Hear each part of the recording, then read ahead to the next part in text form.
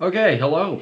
Welcome to the FRQ of the day. Today we're going to start the 2015 exam, so we're going to continue doing one of these a day and all the way through the AP Stats exam, and we're still trying to figure out exactly what the AP Stats exam is going to be, but we know it's going to be free response questions. We know it's going to be 45 minutes long. We know it's going to be taken online.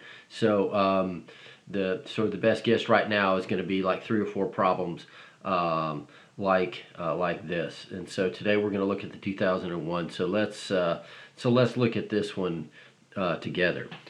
So this one says, two large corporations, A and B, hire many new college graduates as accountants at entry-level positions. In 2009, the starting salary for an entry-level accountant position was $36,000 a year at both corporations.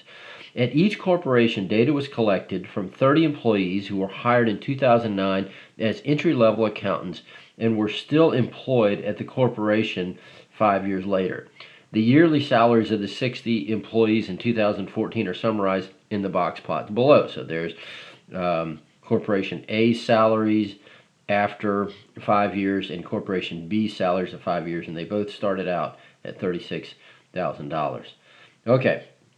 So part A, write a few sentences comparing the distributions of the yearly salaries at the two corporations. And part B, suppose that both corporations offered you a job for $36,000 a year as an entry-level accountant.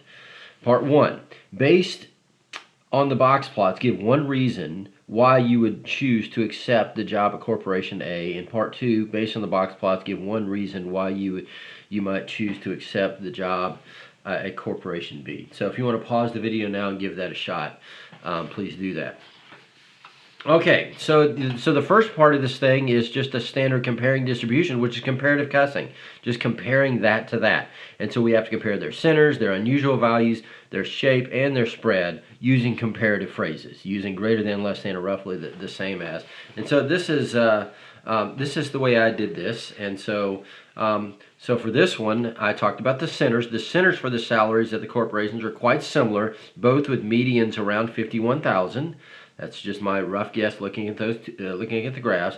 A salaries have more variability, with a range of about 43,000, that being the biggest minus the smallest, and an IQR of around 10,000. B's range and IQR are smaller, about 18,000 and 6,000 respectively. A has 2 outliers above 70,000. B has no outliers, and both A's and B's values appear roughly symmetrical. Now it's hard to tell, give much of a description of shape with a box plot. You can't tell if it's bimodal, but you can tell a bit about symmetry and skewness. And so this one, you could look and you could say they're roughly symmetrical. But the key thing is when you're asked to compare distributions, you compare their centers, so that would be the median, that little line right there. You compare their spreads. This one is much more spread out with a bigger range, and then IQR is the size of that box. So that minus that, and that minus that, and then certainly the unusual values in the shape.